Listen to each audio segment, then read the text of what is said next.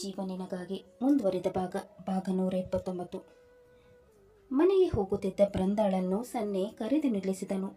ಅವನನ್ನು ನೋಡಿದ ಅವಳು ಖುಷಿಯಾಗಿ ಕುಹಕ ನಗು ಬೀರಿ ಅವನ ಹತ್ತಿರ ಬಂದಳು.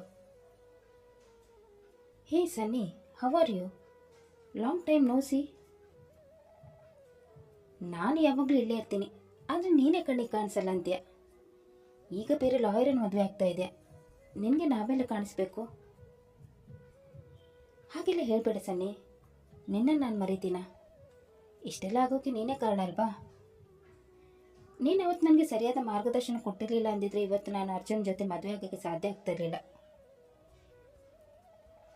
ನಾನು ಚೆನ್ನಾಗಿರಬೇಕು, ಹಾಗೆ ನೀನು ಕೂಡ ಚೆನ್ನಾಗಿರಬೇಕು. ನನಗೆ ನನ್ನ ಪ್ರೀತಿ ಸಿಕ್ಕಿಲ್ಲ, ನಿನಗಾದ್ರೂ ನೀನು ಪ್ರೀತಿ ಸಿಗಲಿ ಅಂತ ಇಷ್ಟೆಲ್ಲ ಮಾಡಿರೋದು ಅಂತ ಹೇಳುತ್ತಾ ಹಿಂದೆ ಅವರಿಬ್ಬರ ನಡುವೆ ನಡೆದ ಸಂಭಾಷಣೆಯನ್ನು ನೆನಪು ಮಾಡಿಕೊಳ್ಳತೊಡಗಿದನು. ಬೃಂದಾ, ನಿನಗೆ ಅರ್ಜುನ್ ಮೇಲೆ ಲವ್ ಆಗಿದೆ ಅಂತ ನನಗೆ ಗೊತ್ತು. ನನ್ನ ಹತ್ರ ಸುಳ್ಳು ಹೇಳಕ್ಕೆ ಬರಬೇಡ. ನಾನು ಸುಳ್ಳು ಹೇಳ್ತಾ ಇಲ್ಲ ಸನ್ನಿ, ನಿಜನೇ ಹೇಳ್ತಾ ಇದ್ದೀನಿ. ನನಗೆ ಅರ್ಜುನ್ ಮೇಲೆ ಲವ್ ಆಗಿಲ್ಲ. ಎಷ್ಟು ಅಂತ ಸುಳ್ಳು ಹೇಳ್ತೀಯಾ? ನಿನ್ನ ಕಣ್ಣು ನೋಡಿದ್ರೇ ಗೊತ್ತಾಗುತ್ತೆ ನೀನು ಸುಳ್ಳು ಹೇಳ್ತಾ ಇದೆಯಾ ಅಂತ. ನನಗೆ ನನ್ನ ಪ್ರೀತಿ ಸಿಕ್ಕಿಲ್ಲ, ಅಟ್ಲೀಸ್ಟ್ ನಿನಗಾದ್ರೂ ನಿನ್ನ ಪ್ರೀತಿ ಸಿಗಲಿ ಅಂತ ಹೇಳ್ತಾ ಇದ್ದೀನಿ. ನಿನ್ನ ಮಾತು ಕೇಳೋಕ್ಕೆ ನನಗೆ ಇಷ್ಟ ಇಲ್ಲ ಸನ್ನಿ, ನಾನು ಬರ್ತೀನಿ ಅಂತ ಹೇಳಿದ ಅವಳು ಮುಂದೆ ಹೋಗಲು ಶುರು ಮಾಡಿದಳು. ಆಗ ಅವಳನ್ನು ತಡೆಯುತ್ತ ಸನ್ನೆ, ಇನ್ನೂ ಕಾಲ ಮಿಂಚಿಲ್ಲ, ಸತ್ಯ ಹೇಳ್ಬಿಡು, ನಾನು ನಿನಗೆ ಹೆಲ್ಪ್ ಮಾಡ್ತೀನಿ. ನೀನು ಸತ್ಯ ಹೇಳಿದ್ರೆ ಅರ್ಜುನ್ ನಿನ್ನೇ ಮದುವೆ ಆಗೋ ಥರ ಮಾಡ್ತೀನಿ. ನನ್ನ ಮೇಲೆ ನಂಬಿಕೆ ಇಡ್ಬೋದು ನೀನು. ನೀನು ಯಾಕೆ ನನಗೆ ಹೆಲ್ಪ್ ಮಾಡ್ತೀಯಾ? ನೀನು ಅವ್ರ ಕಡೆ ಇದ್ದು ನಾನು ಹೇಗೆ ಅನ್ನೋದನ್ನು ತಿಳಿದುಕೊಳ್ಳೋಕ್ಕೆ ಪ್ರಯತ್ನ ಮಾಡ್ತಾ ಇದೆಯಾ? ನೀನು ಯಾವ ಮಾತನ್ನು ನಾನು ನಂಬಕ್ಕೆ ರೆಡಿ ಇಲ್ಲ. ನಾನು ಅವ್ರ ಜೊತೆ ಇರೋದು ನಿಜ, ಆದರೆ ಅಗಸ್ತ್ಯನ ಮೇಲೆ ನನಗೆ ತುಂಬಾ ಸಿಟ್ಟಿದೆ. ನನ್ನನ್ನೇ ಅವಮಾನಿಸಿ ನನ್ನ ಪ್ರೀತಿನ ರಿಜೆಕ್ಟ್ ಮಾಡಿದ್ದ. ಅವನನ್ನು ಮಾತ್ರ ನಾನು ಸುಮ್ಮನೆ ಬಿಡಲ್ಲ. ಅವನಿಗೆ ಯಾರ್ಯಾರು ಇಷ್ಟ ಇರ್ತಾರೋ ಅವ್ರ ಲೈಫನ್ನು ನಾನು ಹಾಳು ಮಾಡ್ತೀನಿ. ಆದ್ಯ ಅರ್ಜುನನ್ನು ಲವ್ ಮಾಡ್ತಾ ಇದ್ದಾನಂತೆ ನನಗೆ ಗೊತ್ತು. ಅರ್ಜುನ್ ಕೂಡ ಅವಳನ್ನೇ ಲವ್ ಮಾಡ್ತಾನೆ. ನನಗೆ ಹೇಗೆ ನನ್ನ ಪ್ರೀತಿ ಸಿಕ್ಕಿಲ್ವೋ ಅವನ ತಂಗಿ ಕೂಡ ಅವನ ಪ್ರೀತಿ ಸಿಗಬಾರ್ದು. ನೀನು ಹೇಗೆ ನೋವು ಅನುಭವಿಸ್ತಿದೆ ಹಾಗೆ ಅಗಸ್ತ್ಯ ಕೂಡ ನೋವು ಅನುಭವಿಸ್ಬೇಕು. ನಾನು ನಿನ್ನ ಪರ ಇದ್ದೀನಿ, ಈಗಲಾದರೂ ನಂಬ್ತೀಯಲ್ವಾ? ಅವನ ಮಾತು ಕೇಳಿ ನಿಟ್ಟಿಸಿರು ಬಿಟ್ಟ ಬೃಂದಾ, ನೀನು ಹೇಳಿದೆ ಅಲ್ವಾ ಅರ್ಜುನ್ ಆದ್ಯಳ ಲವ್ ಮಾಡ್ತಾನೆ ಅಂತ. ಹಾಗಿದ್ದಾಗ ಅವಳನ್ನ ಬಿಟ್ಟು ನನ್ನನ್ನು ಲವ್ ಮಾಡ್ತಾನೆ ಅಂತ ನಿನಗೆ ಅನ್ಸತ್ತಾ? ನಿನ್ನ ಮನೇಲಿ ನಿನಗೆ ಮದುವೆ ಮಾಡಲು ಹುಡುಗ ಹುಡುಕ್ತಾ ಇದ್ದಾರಲ್ವಾ? ಹೌದು, ಹುಡುಕ್ತಾ ಇದ್ದಾರೆ. ಆದರೆ ನನಗೆ ಮದುವೆ ಆಗೋಕ್ಕೆ ಇಷ್ಟ ಇಲ್ಲ. ನಿನಗೆ ಹೇಗೆ ಗೊತ್ತಾಯ್ತು ನಾನು ಅರ್ಜುನನ್ನು ಲವ್ ಮಾಡ್ತಾ ಇದ್ದೀನಿ ಅಂತ? ನೀನು ಅವನ ಜೊತೆ ಇದ್ದಾಗ ತುಂಬಾ ಖುಷಿಯಾಗಿರ್ತಾ ಇದ್ದೆ. ನಮ್ಗೆ ಇಷ್ಟ ಇದ್ದವ್ರ ಜೊತೆ ನಾವು ಮಾತ್ರ ಖುಷಿಯಾಗಿರೋಕ್ಕೆ ಸಾಧ್ಯ. ಆಗಲೇ ನೀನು ಅರ್ಜುನನ್ನು ಲವ್ ಮಾಡ್ತಾ ಇದ್ದೆ ಅಂತ ನನಗೆ ಗೊತ್ತಾಯಿತು. ಆದರೆ ನನಗೆ ಒಂದು ಅರ್ಥ ಆಗಲಿಲ್ಲ, ಅರ್ಜುನ ಅಂತೇಳಿ ಲವ್ ಮಾಡ್ತೇನೆ ಅಂತ ಗೊತ್ತಿದ್ರು ಕೂಡ ಯಾಕೆ ನಿನಗೆ ಅವನ ಮೇಲೆ ಲವ್ ಆಯಿತು? ನನಗೆ ಮೊದಲು ಅಗಸ್ತ್ಯನ ಮೇಲೆ ಲವ್ ಆಗಿತ್ತು, ಆದರೆ ಅವನ ಆ್ಯಟಿಟ್ಯೂಡ್ ನನಗೆ ಒಂಚೂರು ಇಷ್ಟ ಆಗ್ತಾ ಇರಲಿಲ್ಲ. ಮಾತಾಡಿಸುವಾಗ ನನ್ನನ್ನು ಯಾವಾಗಲೂ ಡೌನ್ ಮಾಡಿ ಮಾತಾಡಿಸ್ತಾ ಇದ್ದೆ. ನಮ್ಮ ಮನೆಯಲ್ಲಿ ಮಾಮ್ ಮತ್ತು ಡ್ಯಾಡಿ ಯಾವಾಗಲೂ ದುಡ್ಡಿನ ಹಿಂದೆ ಇರ್ತಾರೆ. ಅವ್ರಿಗೆ ಮಗಳಿಗಿಂತ ಕೆಲಸ ಆಗೋ ದುಡ್ಡೇ ಮುಖ್ಯ. ಒಂದಿನ ನನ್ನ ಪ್ರೀತಿನ ಮಾತಾಡಿಸ್ಲೇ ಇಲ್ಲ. ಏನಾದರೂ ಬೇಕಿದ್ರೆ ದುಡ್ಡು ಕೊಡ್ತಾರೆ, ಆದರೆ ಪ್ರೀತಿ ಮಾತ್ರ ಅವ್ರ ಕಡೆಯಿಂದ ಯಾವತ್ತೂ ಸಿಕ್ಕಿಲ್ಲ. ಆದ್ಯ ಮೊದಲನೇ ಸಲ ಜಿಗೆ ಬಂದಿದ್ದಾಗ ಅವಳು ನನಗೆ ತುಂಬಾ ಇಷ್ಟ ಆಗಿದ್ಲು. ಅವಳ ಮುಖಾಂತರ ನೀವೆಲ್ಲ ನನಗೆ ಪರಿಚಯ ಆಗಿರೋದು. ಅಗಸ್ತ್ಯ ಅವಳ ಮೇಲೆ ತೋರಿಸಿದ ಕಾಳಜಿ ನೋಡಿ ಅವನ ಮೇಲೆ ನನಗೆ ಲವ್ ಆಗಿತ್ತು. ತಂಗಿಯನ್ನು ಚೆನ್ನಾಗಿ ನೋಡ್ಕೊಳ್ಳೋ ನನ್ನನ್ನು ಚೆನ್ನಾಗಿ ನೋಡ್ಕೊಳ್ತಾನೆ ಅಂತ ಅಂದ್ಕೊಂಡೆ. ಆದರೆ ಅವನಿಗೆ ನಾನು ನೋಡಿದ್ರೇ ಆಗ್ತಾ ಇರಲಿಲ್ಲ. ಹೀಗಿರುವಾಗ ಆದ್ಯ ಅರ್ಜುನನ್ನು ಲವ್ ಮಾಡ್ತಾ ಇದ್ದಿಲ್ಲ ಅಂತ ಗೊತ್ತಾಯಿತು. ಅರ್ಜುನ್ ಅವಳನ್ನು ತುಂಬಾ ಕೇರ್ ಮಾಡ್ತಾ ಇದ್ದ. ಮೊದಲೆಲ್ಲ ನೋಡಿ ಖುಷಿ ಆಗ್ತಾ ಇತ್ತು, ನಂತರ ಹೊಟ್ಟೆಗೆ ಜಾಗಲು ಶುರುವಾಯಿತು. ಅರ್ಜುನ್ ನನ್ನ ಜೊತೆ ಚೆನ್ನಾಗಿ ಮಾತಾಡ್ತಾ ಇದ್ದ. ಅವನು ಒಳ್ಳೆತನ ನೋಡಿ ನನಗೆ ಅವನ ಮೇಲೆ ಲವ್ ಆಯಿತು. ನೆಗ್ಲೆಕ್ಟ್ ಮಾಡೋ ಅಗಸ್ತ್ಯನಿಗಿಂತ ಅರ್ಜುನೇ ಬೆಟರ್ ಅನಿಸ್ತು. ಆಮೇಲೆ ಅವನ ಹತ್ರ ಮಾತಾಡಿಸ್ಬೇಕಂತ ಅನ್ನಿಸ್ದಾಗಲೆಲ್ಲ ಬೇಕಂತೆಲ್ಲ ಅವನ ಹತ್ರ ಹೋಗ್ತಾ ಇದ್ದೆ. ಈ ವಿಷಯ ಆತ್ಯಾಗೆ ಗೊತ್ತಾಯಿತು. ಒಂದಿನ ನನ್ನ ಜೊತೆ ಜಗಳ ಮಾಡಿದ್ಲು. ಆಗ ನಾನು ಅವ್ರಿಗೆ ಸರಿಯಾಗಿ ಬೈದಿದ್ದೆ. ಅರ್ಜುನ್ ಡ್ಯಾಡ್ಗೆ ಆದ್ಯ ಅವ್ರ ಮನೆ ಸೊಸೆ ಆಗೋದು ಇಷ್ಟ ಇರಲಿಲ್ಲ. ಈ ವಿಷಯನ ಅರ್ಜುನ್ ನನಗೆ ಹೇಳಿದ್ದ. ಇದೇ ಸಂದರ್ಭನ ಉಪಯೋಗಿಸಿ ನಾನು ಅವನಿಗೆ ಹತ್ತಿರ ಆಗಕ್ಕೆ ನೋಡಿದೆ. ಅವನ ತಲೆಗೆ ಇಲ್ಲೇ ಸಲದನ್ನು ತುಂಬ ಅದ್ದಾಳಿಂದ ದೂರ ಇರುವಂತೆ ಮಾಡಿದೆ. ಸ್ವಲ್ಪ ದಿನ ನನ್ನ ಪ್ಲ್ಯಾನ್ ವರ್ಕ್ ಆಯಿತು. ನಂತರ ಅವನಿಗೆ ಅದ್ದಾಳನ್ನು ಬಿಟ್ಟಿರೋಕ್ಕೆ ಆಗಲಿಲ್ಲ. ಮತ್ತೆ ಅವರಿಬ್ಬರು ಒಂದಾದರು. ನಾನು ಮತ್ತೆ ಒಂಟೆಯಾಗಿಬಿಟ್ಟೆ. ನನಗೆ ನನ್ನ ಪ್ರೀತಿ ಬೇಕು ಅಂತ ಹೇಳಿ ಬೃಂದಾ ಆಳವಾಗಿ ಉಸಿರೆಳೆದಳು. ನನಗೆ ಹೆಲ್ಪ್ ಮಾಡ್ತೀನಿ ಅಂತ ಹೇಳಿದೆ ಅಲ್ವಾ, ಏನು ಹೆಲ್ಪ್ ಮಾಡ್ತೀಯಾ? ಅವಳ ಮಾತು ಕೇಳಿ ನಕ್ಕ ಸನ್ನಿ, ನೀನು ಹೇಗಾದರೂ ಮಾಡಿ ಅರ್ಜುನ್ ಡ್ಯಾಡ್ ಮೊಬೈಲ್ ನಂಬರ್ ತಗೋ, ನಂತರ ಏನು ಮಾಡ್ಬೇಕಂತ ನಾನು ಹೇಳ್ತೀನಿ. ನಾನು ಹೀಗೆ ಅವ್ರ ಡ್ಯಾಡಿ ನಂಬರ್ ತಗೊಳಕ್ಕಾಗುತ್ತೆ? ಕೇಳಿದ್ರೆ ಕೊಡ್ತಾನ? ಖಂಡಿತ ಕೊಡಲ್ಲ. ನೀವೆಲ್ಲ ಒಟ್ಟಿಗೆ ಕೆಲಸ ಮಾಡ್ತಲ್ವಾ, ನೀನೇ ಹೇಗಾದರೂ ಮಾಡಿ ಅವ್ನ ತಂದೆ ನಂಬರ್ ನಿನ್ನ ಮೊಬೈಲಲ್ಲಿ ಸೇವ್ ಮಾಡ್ಕೊ. ಆಫೀಸಲ್ಲಿ ಆಗಿಲ್ಲ ಅಂದರೆ ಮನೇಲಿ ಟ್ರೈ ಮಾಡು. ಅವ್ನು ವಾಶ್ರೂಮ್ಗೆ ಹೋದಾಗ ಅವ್ನ ಫೋನಲ್ಲಿ ಸರ್ಚ್ ಮಾಡಿ ನಂಬರ್ ನೋಟ್ ಮಾಡ್ಕೊ. ಓಕೆ ಡನ್, ನಿನಗೋಸ್ಕರ ನಾನು ಇದನ್ನು ಮಾಡ್ತೀನಿ ಅಂತ ಹೇಳುತ್ತಾ ಅವರಿಬ್ಬರು ತಮ್ಮ ತಮ್ಮ ಮನೆಗಳಿಗೆ ತೆರಳಿದರು. ಯೋಚನೆ ಲಹರಿಯಿಂದ ಹೊರಬಂದ ಅವರು ಮತ್ತೆ ಮಾತನಾಡತೊಡಗಿದರು. ನೀನು ಹೇಳಿದ ಹಾಗೆ ಅವತ್ತು ನಾನು ಅರ್ಜುನ್ ವಾಶ್ರೂಮ್ಗೆ ಹೋದಾಗ ಅವನ ತಂದೆಯ ನಂಬರನ್ನು ನನ್ನ ಮೊಬೈಲಲ್ಲಿ ಸೇವ್ ಮಾಡ್ಕೊಂಡ್ಬಿಟ್ಟಿದ್ದೆ. ಆಮೇಲೆ ನನಗೆ ಗೊತ್ತಿರೋ ಬ್ರೋಕರ್ಗೆ ಆ ನಂಬರ್ ಕೊಟ್ಟು ಅರ್ಜುನ್ ತಂದೆ ಕಾಲ್ ಮಾಡಿಸಿದೆ. ಬ್ರೋಕರ್ ಅವ್ರಿಗೆ ಕಾಲ್ ಮಾಡಿ ಆದಮೇಲೆ ಅರ್ಜುನ್ ತಂದೆ ನನ್ನ ಡ್ಯಾಡಿಗೆ ಕಾಲ್ ಮಾಡಿದರು. ನಾನು ಡ್ಯಾಡಿಗೆ ಆಲ್ರೆಡಿ ಎಲ್ಲ ವಿಷಯವನ್ನು ತಿಳಿಸಿದೆ, ಹಾಗಾಗಿ ಅವ್ರು ಒಪ್ಕೊಂಡ್ಬಿಟ್ರು. ಆನಂತರ ನಾವು ಹೇಳಿದ ಹಾಗೇನೆ ಎಲ್ಲ ನಡೀತು.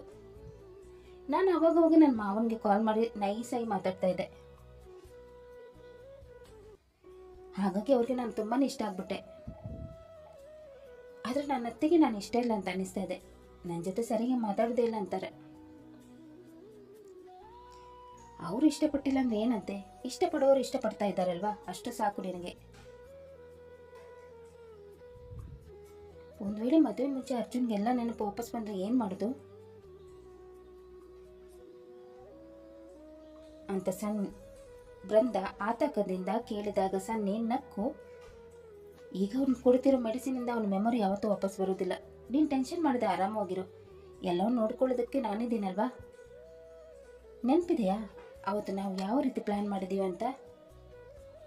ನೆನಪಿರೋದೇನು? ಚೆನ್ನಾಗೇ ನೆನಪಿದೆ.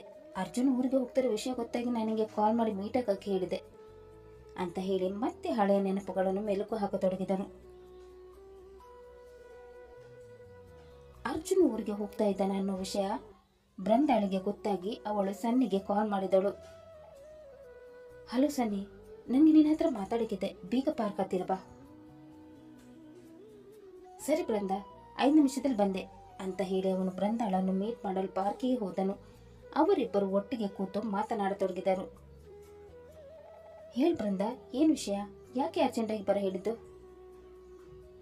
ಅರ್ಜುನ್ ಊರಿಗೆ ಹೋಗ್ತಾ ಇದ್ದಾನೆ. ಹೋಗ್ಲಿ ಬಿಡು, ಅದಕ್ಕೆ ಯಾಕೆ ಟೆನ್ಷನ್ ಮಾಡ್ಕೋತೀಯ? ಮದುವೆ ವಿಷಯ ಮಾತಾಡಕ್ಕೆ ಅವನನ್ನು ಊರಿಗೆ ಕರೀತಿರೋದು. ಅವನು ಮದುವೆ ಆಗೋ ಹುಡುಗಿ ನಾನೇ ಅಂತ ಅವ್ನು ಗೊತ್ತಾಯಿದ್ರೆ ಅವ್ನು ಖಂಡಿತ ನಾನು ರಿಜೆಕ್ಟ್ ಮಾಡ್ತಾನೆ. ಆಗ ಏನು ಮಾಡೋದು? ನಂಗೆ ತುಂಬಾ ಭಯ ಆಗ್ತದೆ ಅಂತ ಬೃಂದಾ ನಡುಗುವ ಸ್ವರದಲ್ಲಿ ಹೇಳಿದಳು. ಭಯ ಪಡ್ಕೋಬೇಡ, ನಾನಿದ್ದೀನಲ್ವಾ, ನಾನೆಲ್ಲ ಸರಿ ಮಾಡ್ತೀನಿ. ಅವನು ನಿನ್ನನ್ನು ಮದುವೆ ಆಗ ಖಂಡಿತ ಒಪ್ಕೊಳ್ತಾನೆ, ಆ ಭರವಸೆ ನಾನು ನಿನ್ಗೆ ಕೊಡ್ತೀನಿ. ಅದು ಹೇಗೆ ಸನ್ನಿ? ಅವನು ಅದೇಳನ್ನು ಇಷ್ಟಪಡ್ತಾ ಇರುವಾಗ ನನ್ನನ್ನು ಹೇಗೆ ಒಪ್ಕೊಳ್ತಾನೆ?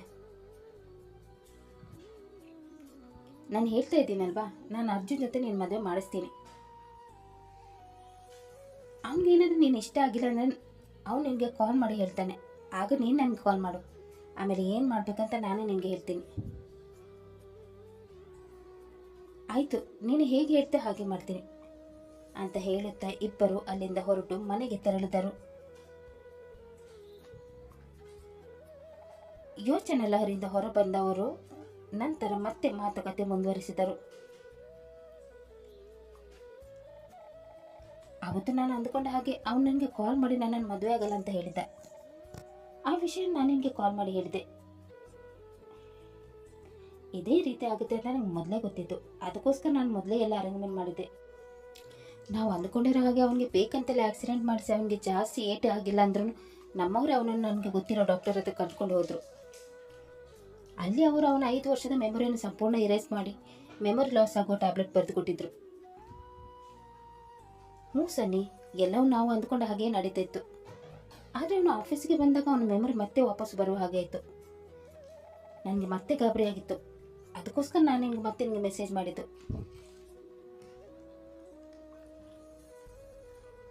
ನೀನು ಹೇಳಿದೆ ಡಾಕ್ಟರ್ ಹತ್ರ ಅವ್ನು ಕರ್ಕೊಂಡು ಹೋಗಿದ್ದೆ. ಡಾಕ್ಟರ್ ಅಲ್ಲಿ ಅವನಿಗೆ ಮೆಡಿಸಿನ್ ಚೇಂಜ್ ಮಾಡಿಕೊಟ್ಟು ಒಳ್ಳೆ ಕೆಲಸ ಮಾಡಿದರು. ಮೆಡಿಸಿನ್ ಚೇಂಜ್ ಮಾಡಿಕೊಡಿ ಅಂತ ನಾನೇ ಅವ್ರಿಗೆ ಹೇಳಿದ್ದೆ. ಅವನು ಹಳೆಯ ನೆನಪು ಕೆದಕಬಾರ್ದು ಅಂತ ಅವನ ಮನೆಯವ್ರಿಗೆ ಹೇಳಿ ಅಂತ ನಾನೇ ಹೇಳಿದ್ದೆ. ಅವನ ಮೆಮೊರಿ ವಾಪಸ್ ಬರಲ್ಲ ತಾನೆ ಸನ್ನಿ? ಖಂಡಿತ ಬರಲ್ಲ. ಈಗ ಕೊಟ್ಟಿರೋ ಮೆಡಿಸಿನ್ ತುಂಬಾನೇ ಸ್ಟ್ರಾಂಗ್ ಆಗಿದೆ. ಆಮೇಲೆ ಅವನ ಹಳೆಯ ಮೆಮೊರಿ ಸಂಪೂರ್ಣವಾಗಿ ಎರೇಸ್ ಆಗುತ್ತೆ. ನೀನು ನಿಶ್ಚಿಂತೆಯಾಗಿ ಮದುವೆ ತಯಾರು ಮಾಡ್ಕೊ. ಆಮೇಲೆ ಅದೇ ಅವನ ಹತ್ರ ಸುಳಿಯದಂತ ನೋಡ್ಕೊ. ಅವಳ ವಿಚಾರ ನನಗೆ ಬಿಡು. ಅವಳ ನೆರಳು ಕೂಡ ಅವನ ಹತ್ರ ಸೋಕೋದಂತೆ ನಾನು ನೋಡ್ಕೋತೀನಿ. ಅವತ್ತು ನನಗೇನೆ ಬೈತಾ ಇದ್ಲು. ಇನ್ನು ಮುಂದೆ ಇದೆ ಅವಳಿಗೆ ಮಾರಿ ಹಬ್ಬ. ಅವಳ ಹತ್ರ ಜಾಸ್ತಿ ಮಾತಾಡ್ಕೊ ಹೋಗ್ಬೇಡ. ಅವಳು ಅರ್ಜುನನ ಹತ್ರ ಹೋಗೋದಂತೆ ನೋಡ್ಕೊ ಅಷ್ಟೇ. ಅಗಸ್ತ್ಯನ ಕಣ್ಣಿಗೆ ನೀನು ಅವಳನ್ನು ಸತಾಯಿಸೋದು ಕಂಡ್ರೆ ಅವನು ಮನುಷ್ಯನಾಗಿರಲ್ಲ. ಅವನಿಗೆ ಅವಳು ಅಂದರೆ ಪಂಚಪ್ರಾಣ. ಕಾಲೇಜಲ್ಲಿ ನಾನು ಮತ್ತು ನೇಹ ಅವಳಿಗೆ ಬುಲ್ಲಿ ಮಾಡಿದ್ದಾಗ ನಮಗೆ ಸರಿಯಾಗಿ ಹೊಡೆದಿದ್ದ. ಅದಕ್ಕಾಗಿ ಹೇಳ್ತಾ ಇದ್ದೀನಿ, ಅವಳ ತಂಟೆಗೆ ಹೋಗ್ಬೇಡ ಅಂತ. ಅವಳಿಂದ ಅವಳು ಪ್ರೀತಿಯನ್ನು ಕಿತ್ಕೊಂಡಿದೆಯಲ್ವಾ, ಅದೇ ಅವಳಿಗೆ ನೀನು ಕೊಡ್ತಾ ಇರೋ ಶಿಕ್ಷೆ. ಅದರಿಂದಲೇ ಅವಳು ಸೊರಗೆ ಹೋಗ್ತಾಳೆ. ಸರಿ, ಟ್ರೈ ಮಾಡ್ತೀನಿ. ಆದರೆ ಅವಳು ಅರ್ಜುನ ಸುತ್ತಮುತ್ತ ಎಲ್ಲಾದರೂ ಕಾಣಿಸ್ಕೊಂಡು ಅವಳು ಗ್ರಾಚಾರ ಬಿಡಿಸ್ತೀನಿ ಅಂತ ಬೃಂದ ಸಿಟ್ಟಿನಿಂದ ಹೇಳಿದಳು. ತುಂಬ ಹೊತ್ತು ಮಾತನಾಡುತ್ತಾ ಇಬ್ಬರು ತಮ್ಮ ಗೆಲುವನ್ನು ಸಂಭ್ರಮಿಸತೊಡಗಿದರು. ಕತೆ ಮುಂದುವರಿಯಿತು. ಸನ್ನಿ ಮತ್ತು ಬೃಂದಾಳ ಪ್ಲಾನ್ ಯಶಸ್ವಿಯಾಗುತ್ತೋ ಹಾಗೂ ಅರ್ಜುನನ ನೆನಪು ಮರಳಿ ಬರುವುದೋ ಅಥವಾ ಶಾಶ್ವತವಾಗಿ ಕಳೆದು ಹೋಗುವುದೋ, ಇದನ್ನು ತಿಳಿಯಲು ಮುಂದಿನ ಸಂಚಿಕೆಯಲ್ಲಿ ಕಾಯೋಣ. ಕತೆ ಇಷ್ಟ ಆದರೆ ಲೈಕ್ ಮಾಡಿ, ಶೇರ್ ಮಾಡಿ ಮತ್ತು ಸಬ್ಸ್ಕ್ರೈಬ್ ಮಾಡೋದನ್ನು ಮಾತ್ರ ಮರಿಬೇಡಿ. ಹಾಗೆ ಕತೆ ಹೇಗಿದೆ ಅಂತ ಕಮೆಂಟ್ ಬಾಕ್ಸಲ್ಲಿ ತಿಳಿಸಿ. ಧನ್ಯವಾದಗಳು.